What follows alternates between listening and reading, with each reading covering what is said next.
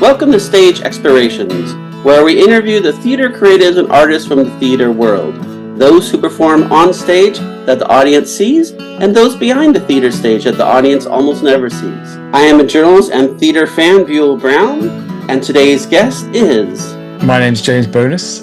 I am the director of a new play called UnRavelled by Jake Broder. And if you want to know more about it, listen to this podcast. My first question, when did you first fall in love with theater, and why did you have to be part of the theater world? I first fell in love with theatre, oh my God, like age 3, 4? I think, yeah, it's always been the thing I've loved doing as a hobby. As a child, my every birthday present I ever had was to go to the theatre with my friends. And on our house at home, I used to make my sisters be in plays that I'd sort of made. I had to be in them too. And on the top floor of our house, we had a kind of space where we could kind of do stuff. And I had a nanny who looked after me called Joni, who smoked a lot. It was the 70s, so everyone smoked. And I remember doing a version of Aladdin where I decided I would be the genie and would come out of a kind of wash basket, a sort of laundry basket. And I vivid memory of saying to Joni, okay, you have to fill the laundry basket with cigarette smoke. So I was in it, and she was going to get a smoke effect. So when the lid came off, there'd be a kind of puff of smoke as I arrived. I was inside this thing. She was literally packing it full of Marlboro cigarette smoke so that I could emerge with a puff of smoke. So since anything I can ever remember, that's what I did. My mum once walked down to the kitchen, and it's in the north of England. It's always cold. So we have this... an oven called an Arga. It's a big kind of range oven, I guess, but it's always hot. It's always on. And my sisters were there. We'd just been to see Peter Pan like a couple of days before. And my sisters were saying to me, I think it was about, again, 4 or 5, you can do it, you can do it, you can fly. And so I stood on the kitchen table and I launched myself head first into the Arga, thinking, so yeah, it's ever since I was a child, I had puppet theatres. I used to write little plays and put people in them. It's all I ever wanted to do. When did you fall in love with directing, and when did it go from an interest to an obsession? I think, well, the question of when did I fall in love with directing, it actually grew quite slowly because I trained rather as an actor and I was still acting. And then I was sitting in a cafe in London in the rain, and I'd been out in New Mexico, up in Taos and Santa Fe, tutoring family, working with the family with this kid, and I loved living there. It was very beautiful, and I've been to the opera in Santa Fe a couple of times, and I come back to London.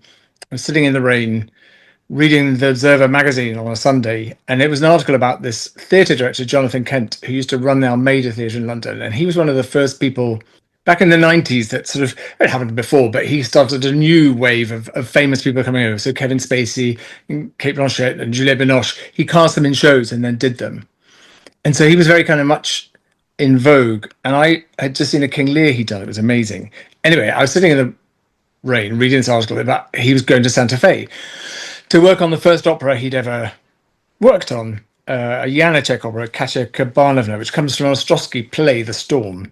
So it's not in terms of pieces of opera, it's very much like a play. It doesn't have a sort of formal structure like Baroque opera or 18th century opera, and it's not as romantic as 19th century opera. Janacek really took plays and then set them to music. Anyway, and I was reading this article about he was going to Santa Fe and he'd never been there and he'd never worked on an opera. So I just wrote him a letter. It was pre-email. I handwrote a letter and said, look, I've just come back from Santa Fe and I'm sitting in London and the weather's rubbish. I'd much rather be back in Santa Fe. I don't like opera, but I know music. I'm a pianist and I could, I'm an actor. Maybe I'll come with you. And I didn't hear anything for like 8 months. And then his PA wrote to me, again, handwritten letter saying, if you were serious, you could meet Jonathan for a coffee. And so I met him for coffee and we've gotten really well. And I ended up going to Santa Fe with him and working on this opera. And in the opera, there's a singer in the US called Patricia Rosset, who's an amazing actor. And she could really act and sing. And that was the first time I'd ever, in terms of opera, kind of gone, oh, wow, there's a whole world here that could be really interesting. And so I became interested in that. For quite a long time, I didn't really direct actors, partly because I think it would have been quite difficult for me because I am an actor. And I think being an actor is like being an alcoholic. You never give it up. You're still an actor even when you're not acting. It's like a way of life. And I think I would have been it would have been awkward, I think, because I'd have still wanted to be doing what they were doing. And so actually working music and in opera had enough distance from actual I couldn't do what they were doing, do you see what I mean? So I could help facilitate all of that. And then over time now, then I've ended up doing plays and musicals, and now I work a lot with dance. Actually, I work a lot on kind of ballets, creating new ballets from scratch, creating the story, working with composers to write new music. So now I would say I'm right across all four sort of, there's still theatre actually, but just different forms of theatre. I'm actually adding this question. What is your favorite thing about directing a play or musical or opera? My favorite thing about directing a play or musical or opera is actually the collaboration, because I think theatre is essentially a collaborative act. Even when you go to the theatre to watch, or when you're an actor on stage, you are in collaboration with an audience. You're making an agreement. It's an act of agreement that you're going to engage with one another and tell a story, and they're going to attend to the story you're telling, and then how you play with that and how you explore that together is in itself collaborative. So theatre is essentially collaborative, but then making work with groups of people, where I would say the average project I work on is 2 or 3 years to make, probably. I'm now sort of starting to do ones for 2028. And they take a long time frame, and the actors or the singers may come in the last 5 weeks. But up until then, you're working with designers, with composers, with writers, and that this idea that actually one creates in the end a product that's come from no one in particular, but emerges from a group of people in a specific period of time, socio-political time or cultural time, that is a response to a provocation. Sometimes it's an idea, sometimes it's a story, sometimes it's a novel.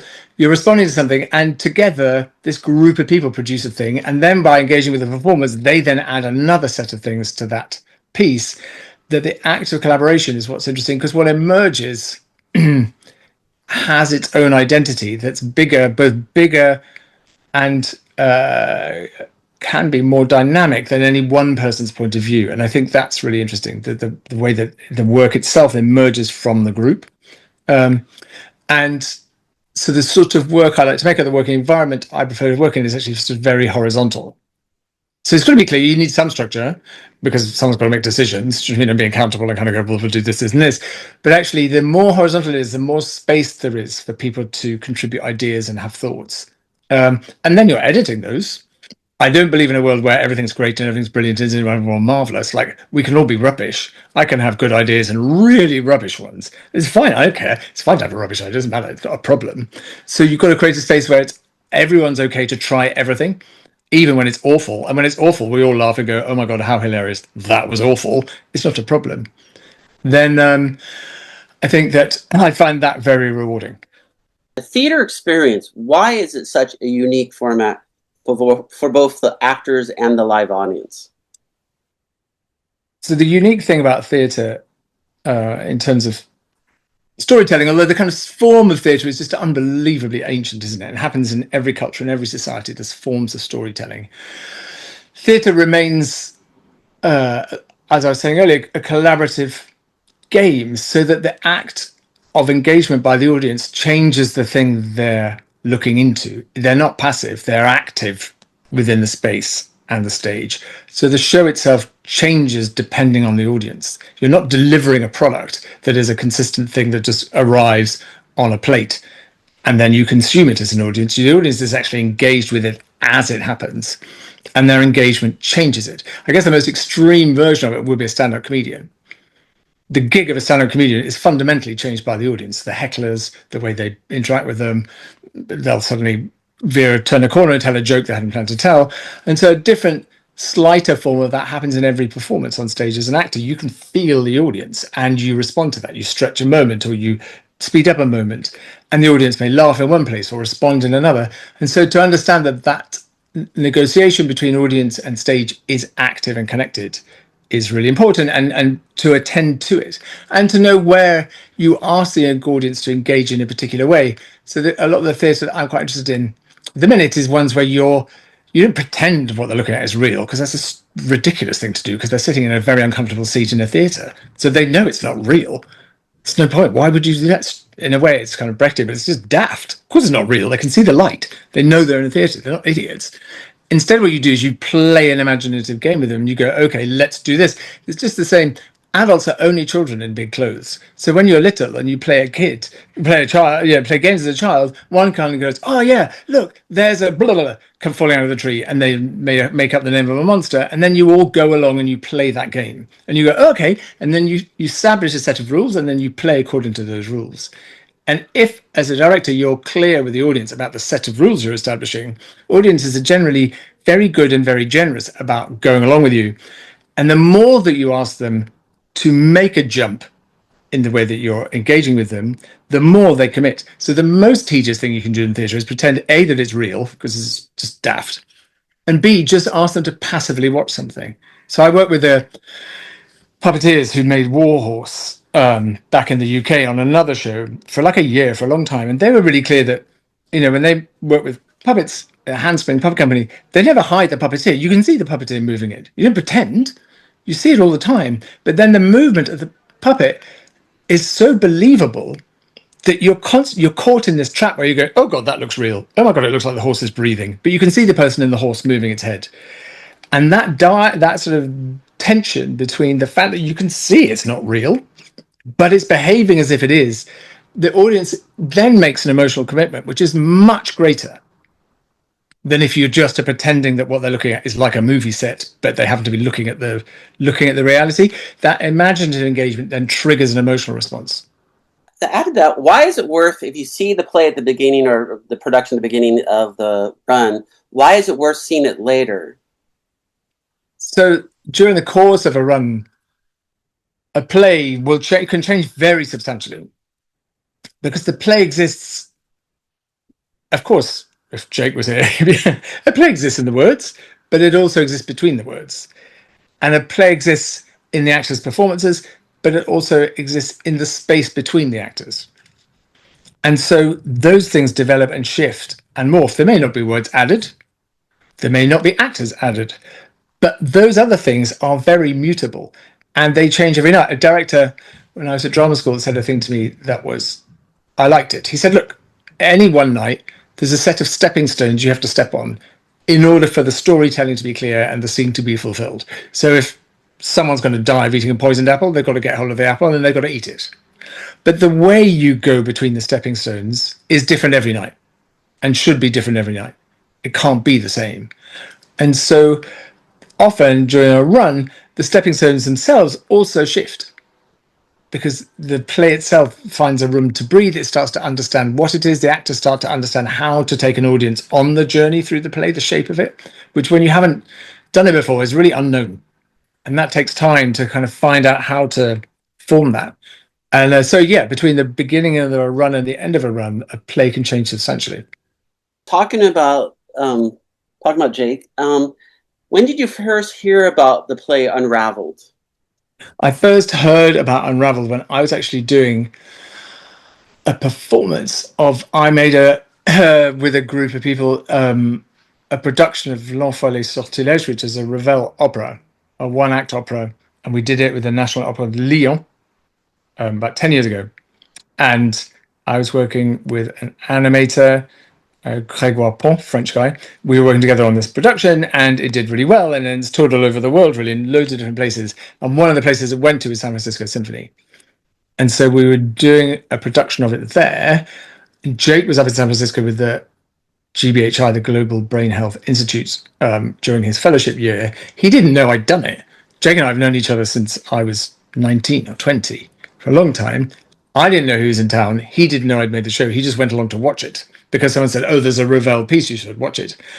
And then he saw my name in the program and laughed a lot, and he really liked the show. Anyway, so then we had a drink after, and because he messaged me, and he told me of the sort of serendipity of the fact that he was just starting to engage with writing this piece, exploring these ideas about the potential for the play, and it started there, really. What is unique about playwright Jake Broder's writing, and why did you want to work with him on this project? So I wanted to work with Jake on the project because I'm always very interested in new writing and creating new works of theatre or dance or opera, because I think those are the kind of that's the only way our art form will survive. It's no good just recycling things. You can do brilliant productions of prior stuff. There's nothing wrong with it. And it's great that classics exist and everything else. It's all great. But if we're going to build and invest in the future, it has to be through the telling of new stories and finding new ways to engage with stuff. So I'm always interested in anything that is sort of nascent, so to speak.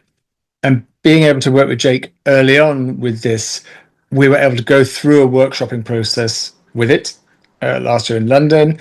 And then there was also a kind of developmental stage in San Francisco where we did a version of it. And that involved rewrites and engaging with Jake on the structure of the play and the language of the play and the characters in the play.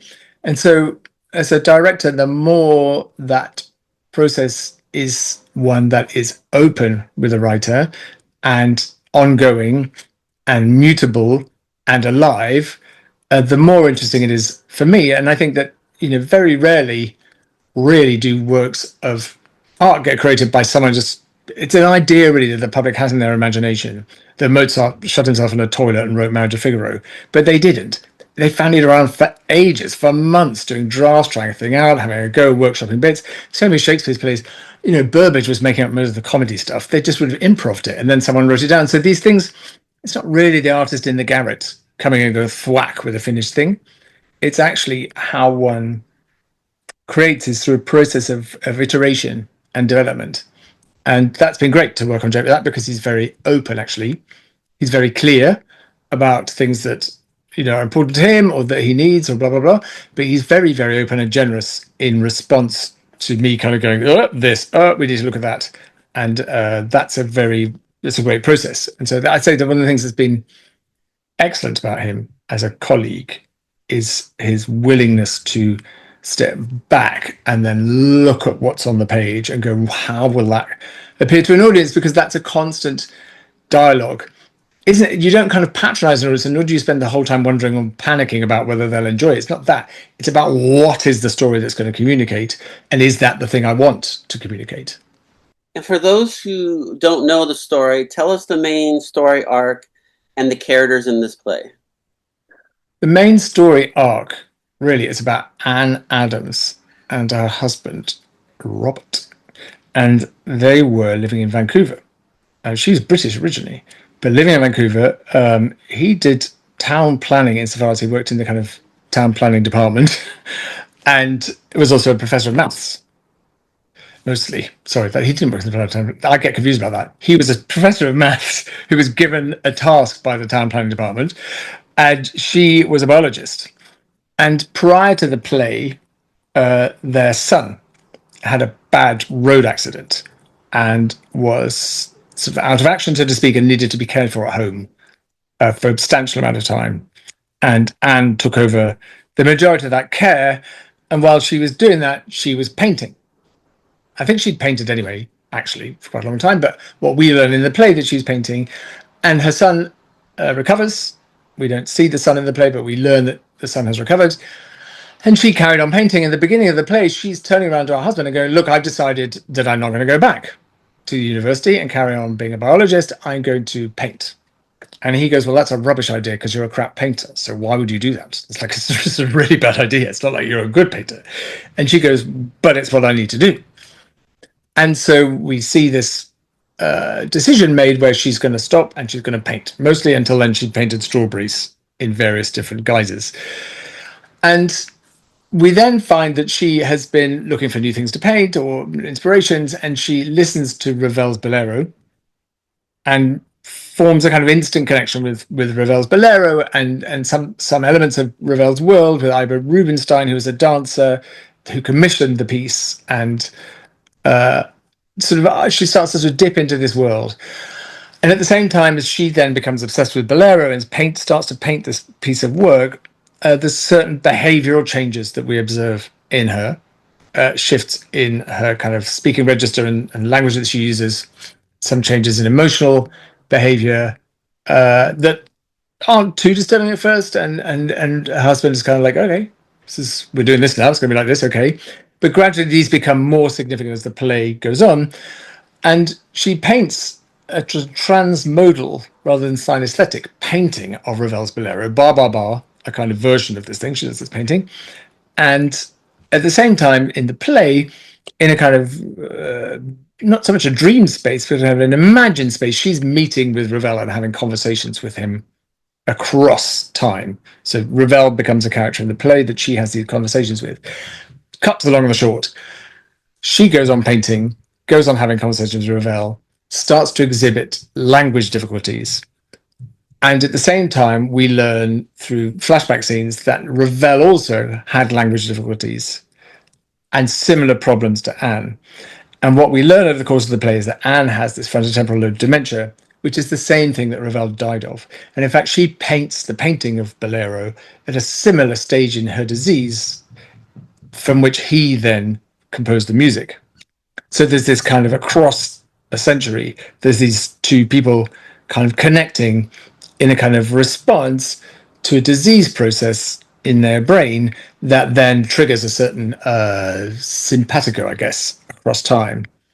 And so we go through the path of Anne's illness, and there's another character, Bruce, who is the neuroscientist, who then got connected to Bruce Miller.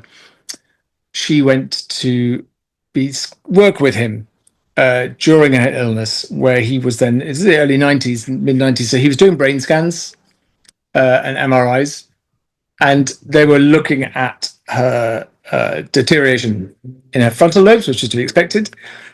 But what he noticed was that there was actually a growth in the part of her brain connected to vision and visual processing. And so what happens is she finds a trajectory in her art where she got better at it. From her relatively rudimentary beginnings, she goes into quite expressive art, quite complex ideas, and then through in another stage, she hits a kind of photorealistic period where she paints pebbles in a bowl that really looks like a photograph. She paints a migraine that she has. She does a big painting, which is a kind of study of the number pi. And we can chart you can make a kind of connection between the development of her art and the progress of the disease. So she kind of actually grows in an ability, and her part of her brain was actually growing at the same time as another part was suffering damage. And so where we'd understood about neuroplasticity in the 90s, well, I studied psychology in the 90s, we knew neuroplasticity, we knew that this is a brain's ability to reroute networks when one's damaged. What we weren't so clear about was actually your brain could grow neurons and grow new networks. And this then became a trigger for Bruce Miller to do a long-term study into early signifiers of dementia, which it's been found, not in every case at all, but in a number of cases, a sudden development in linguistic ability, artistic ability, musical ability can be a very, very early sign of changes in the brain associated with dementia, and this could be used as a very early tool for diagnosis. And not only that, but it's also extraordinary reflection of the complexity and mutability of the brain. And so the play goes on and loses function gradually over time, and we parallel that with Ravel's journey. And then at the end, we come to a point where she's died, and we're at the eulogy given by her husband, Robert. But the kind of course of the play, in terms of being a journey of watching someone with a disease, go through that process, is quite known in terms of, there's been a lot of movies and plays based on that sort of shape. But what's interesting is the parallel journey that Ravel's going on. And also, it became clear when we were rehearsing it actually back in May, how much really it's also a play about Robert. It's really, really a play about the carer and that journey for the person who's seeing the person they love disappear in one level in front of them. And so it's a complex piece because it's got all of those different dynamics to explore, and yet it's not without hope. It's not actually something where you're just meant to sort of cry at the end and go, oh, isn't it awful, poor woman. There's a lot of the science inside it. It's actually really hopeful, very exploratory, very engaging, and important. Is it easy or more difficult to create a play with dealing with real people and historical characters? Creating a play dealing with real people or historical characters is, in some ways, you get a leg up because there's a kind of foundation that you can stand on, because there's stuff you can research, you can look at this. In another way, you've got to make decisions about how you create drama, because the trajectory of someone's life is not dramatic. It's just the trajectory of someone's life. Facts are not dramatic. They're just facts. And so you don't create drama by just showing people a bunch of stuff. And so then the drama actually exists in friction between people, or people's internal friction with themselves, or being presented with two terrible choices and having to make one of them. Or I just made a ballet now with a brilliant French choreographer, Sophie Leplan, and we premiered it, Scottish Ballet, we premiered it at the Edinburgh International Festival. And that was all about Mary, Queen of Scots. So of course you can go through the beats of her life, but it doesn't make it interesting to watch. That's just you might as well read a history book. That's fine. But why on earth do I have to watch that on stage? So when you're engaging with real people's lives, you have to not get caught in the trap of being so fascinated by their life that you think anyone else is going to give a damn, because that's not enough. And also you have to, I kept saying to Jake, oh dear, poor man. I was using more explicit language in this because I'm English, but I was saying you have to allow us to create people who are awful. Although Anne was a lovely person, and Bruce is a lovely person, and Robert was a good person, lovely. You can't just show a bunch of lovely people for an hour and a half being nice to each other in a difficult situation. It's just incredibly tedious.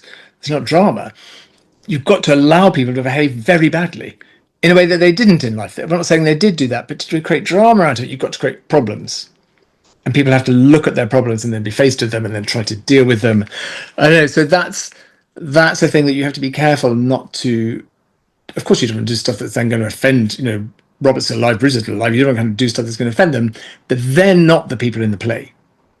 The people in the play need to be the characters that the audience is going to engage with, and they have to behave in ways that the people in real life didn't. What do you want the audience to get out of this play? I would like the audience to get different things out of the play. I guess, in a way, it's interesting actually going to watch plays with friends or whatever, because I think I'm quite a horrible audience member. I really like things that I think I'm not going to, and often things I think I'm going to like, I don't. So what I'm trying to say is I can go to watch a play with 4 people and we'll all get different things. It's one of the things that's interesting about a play. Do you know, if you look at the art of Yves Klein, I made a film about him. He did those very, very beautiful paintings that were often just blue. Everybody's going to take a very different thing, because the question, the piece itself, Yves Klein's painting, doesn't give you any answers. It just gives you questions. And then it's up to you to deal with that as you will. So in a way, I think the play needs to make us ask questions and not give answers to them. So if you go away and it makes you think about the way your brain, what an extraordinary thing it is, the brain, and how unknowable it is still. And we have really clueless, and yet fascinating it is. If it makes you go away and you think about the importance and strength of relationships, and how in appalling times people kind of find their way to each other. Or if it makes you think about identity, personal identity, what is it to be a person? Where does personhood consist? Is it in the ability to communicate? Is it not? These are quite interesting questions that the play raises up, although sometimes quite quickly you can kind of waft off into kind of philosophical ideas and existential ideas and psychological ideas. So I think at an emotional level, I think you sort of want people to walk away with a sense of wonder. And why is this play such a relatable play for today's audiences? The play is relatable for a modern audience because it speaks to, on different levels, I think it speaks to family and relationships, and how, as we grow older and change, those relationships change and tensions can come to bear on them. And I think that's the case whatever's happening in your life, whether you get something like dementia or you don't. That those things, as we change as people, our relationships shift. And so this is in a way puts a very sharp point on that, because Anne changes very dramatically, and how Robert has to negotiate her change. So I think that's relatable to all of us. And then I think in the 70s, everyone was terrified of cancer and didn't like to speak about it. I remember the C word, and even in the 80s, there's a kind of, people hid from it. I think the 90s, people did that with dementia and Alzheimer's. It was just terrifying. It was too frightening a thing to speak about. And I think now there's a fair bit of work now coming up creatively in theatre and film, dealing with dementia and dealing with Alzheimer's in a way that didn't take place 15, 20 years ago. So I think people are looking to learn more about it. Modern audiences are. I don't think we have solutions to those diseases yet, and therefore they remain a kind of terrifying thing to people. But I think if you look at, I don't know, I think it's talked about in a way it wouldn't have been. If you think of the publicity given to Bruce Willis's illness, that just wouldn't have been talked about even 10 years ago. It just would have gone quiet. Instead, now people talk about it. People are addressing it, about how he is and the course of his illness and how he's getting on. And I think so. These plays that speak to that are important because they're part of how plays can only be a reflection of the culture and society they're being born from. And so these are being made because the society itself is asking these questions and looking at these things and is in a place where it's wanting to sort of think about them. And so I think it makes it relatable on a personal level, but it's also relatable on a kind of subject level, because I think it is becoming something that people are wanting to know more about. And the most important question, why must the viewers attend UnRavelled by Jake Broder? The audience should come and see this play because it is touching, as I mentioned earlier, on a thing that now concerns all of us, I think. I think when we first came together, the producer, Cath, Brittan, who's an incredibly brilliant person, and Jake and Lucy and me and some of the other actors, there wasn't a single one of us who didn't have someone in our family that had some connection to not necessarily frontotemporal lobe dementia, but some form of Alzheimer's or another form of dementia. It's a story that it's very universal. I think it's maybe partly because so many of us are living longer that it's becoming more recognizable, that we are talking about it more. And so a new play that addresses this with hope, with engagement, that involves an extraordinary story of this woman and her response to the challenge that came upon her, and the way that the art came from her, the way that connects to Ravel, and this sort of connection across time is an extraordinary thing. And the chance to see that combined with a kind of visual language of storytelling and music, we hope will give a kind of unique experience to the audience, which should be very sort of complete, if that makes sense, gestalt, because it's actually coming visually as she did. We use the sound language as a kind of transmodal version as well, so the audience themselves are in the kind of space that Anne was in. Why is it important to always support new play productions and creative playwrights like Jake? So if you have a garden or a field, and all you ever do is grow the things that have always been in the soil, over time, the soil gets thinner and depleted because the nutrients of those plants that you keep growing in the same plants in the same soil, it depletes the nutrients of the plants themselves over time, get more fragile and weaker. And in the end, you'll have a garden with lots of wilting, thin, uninspiring flowers. The thing you need to do is change your crop. You need to put in new plants into the soil, plants that will take different nutrients and put other ones back in. And it's fundamental to any ecosystem, this ability to regenerate not an existing thing, but to create new things, because they put back into the system in a different way. They feed the system in a different way. It's a complex thing. And it's the same with drama and theatre. If all we do is keep growing the same crop over and over again, over time, that soil is going to get thinner and thinner and thinner. And yet the soil is the thing that we create the art from. So it's fundamental that we support new writers. It's fundamental that we support new plays, because that is like putting a new seed into that ground and growing a new plant. And that's the way that you end up with a kind of healthy ecosystem. It's no good doing a monoculture. We all know what happens to the fields if you just plant soybeans. And so it's really, really important, really, I'm kind of slightly pushing my analogy, but I'll go for it.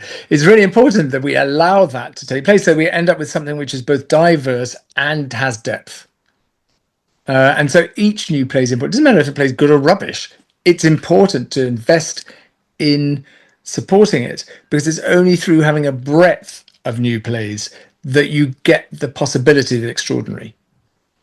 And to add to that, as you know, ticket sales for a theater production doesn't cover everything anytime in any production. Why is it important for the local communities to not only go and see the productions, but also maybe donate to their local theaters, allow it to continue to grow the garden?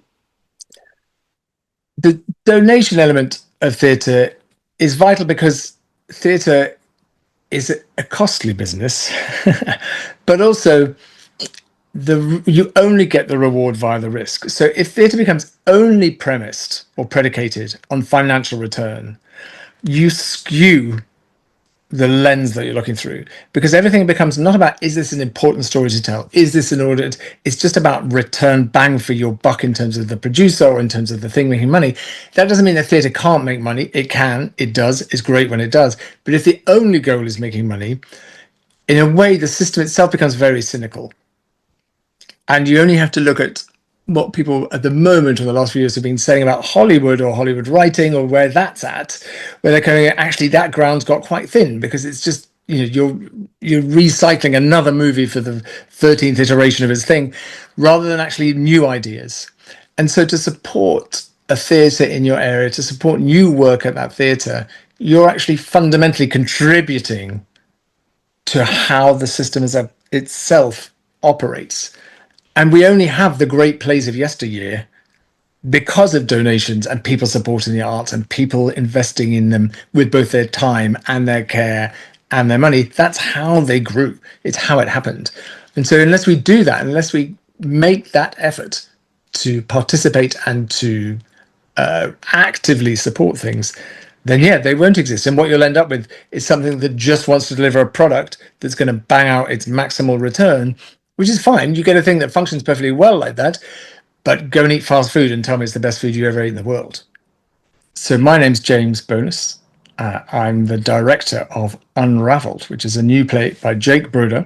And it's an extraordinary piece that explores a woman's relationships, her family dynamics, her battle with a disease that in the end takes her life, but an incredible thing that happened where she responded, and her own brain responded to that disease with an outburst of incredible creativity. And so the play has an emotional, what would I say, bang, but alongside it, it's a whirl of scientific discovery and learning about dementia, which is an incredible opportunity to take part in, both as a creative, the show, but also as an audience member. So I say get a ticket, and we'll see you at the theatre. Thank you for listening or watching this podcast episode of Stage Explorations.